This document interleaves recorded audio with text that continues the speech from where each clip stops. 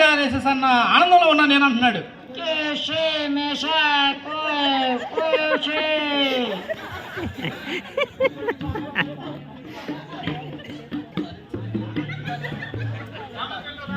Okay Thomas రా.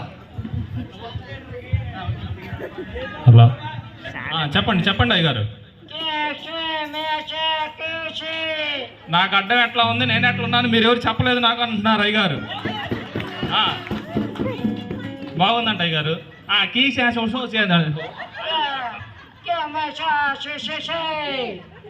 ఈ గడ్డం ఎంతో ఖరీదైంది, ఒక 30 సంవత్సరాల నుంచి పెంచుతున్నాను, ఇంతే వచ్చింది, ఇంకా ఎక్కువ రాలేదు అంటున్నారు అయ్యగారు. నాకు కొంచెం చలికి వణుకుతున్నాను, మా ఈ మందులు మెడిసిన్లు తెచ్చుకోవటం మర్చిపోయానని చదువుతున్నారు. ఇది కూడా మా చైనాలో ఇట్లా అంటాం ఒక ఆనవాయితీ అంటున్నారు అయ్యగారు. ఆ రోగం మీలో ఎవరికైనా ఉందా?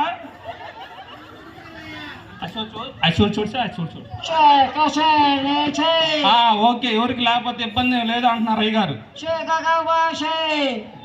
ఒకవేళ ఎవరి దగ్గర ఉంటే ఆ రోగం, నా దగ్గర మెడిసిన్స్ ఉన్నాయి రమ్మంటున్నారు. ఎవరి దగ్గర ఉన్నాయా, ఉంటే చేయమంటున్నారు. ఎవరికి లేకపోలేదు, అందుకని సంతోషం అంటున్నారు అయ్యగారు. చెప్పండి అయ్యగారు, మాట్లాడండి.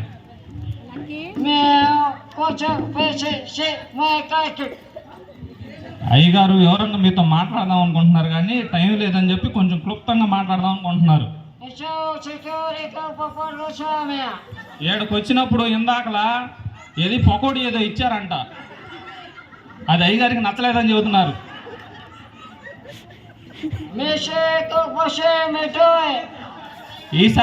ఈసారి నేను వచ్చేటప్పుడు మీకు మెనూ చెబుతాను, దాని ప్రకారం తయారు చేయండి అని చెప్తున్నారు అయ్యగారు. ఏంది అయ్యగారు, ఏం చెప్పారు అర్థం కాల?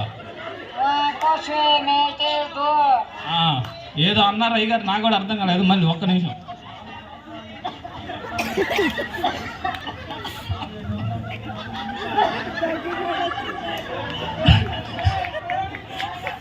అయ్యగారికి కొంచెం మంచినీళ్ళు, మజ్జిగ కలిపిన మంచినీళ్ళు ఇవ్వండి, దగ్గొస్తుంది. మాట్లాడండి అయ్యగారు. అయిపోయింది కొంచెం. అయ్యగారు అంటున్నారు మాట్లాడే ఓపిక లేదు, నా చేత మాట్లాడుతున్నారు అంటున్నారు.